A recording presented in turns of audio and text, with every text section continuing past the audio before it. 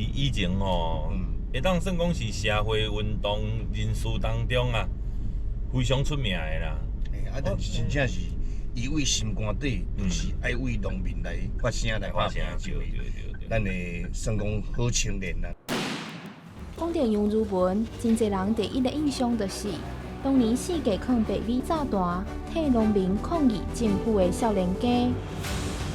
20年后的杨如文，即马伫金山推设友善环境的调餐讲座。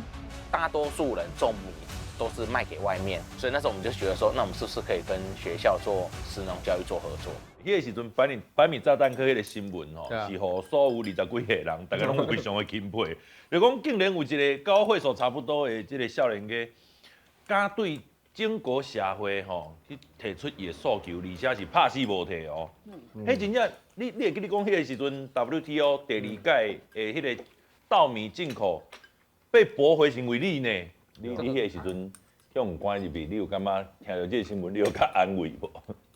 我感觉讲吼，做每一项代志啦，会成甲袂成吼，我感觉讲拢后壁爱看社会，社会的状况，社会有支持，社会无支持，社会有想要了解，社会无想要了解，所以空间不一定会成，嘛不一定袂成。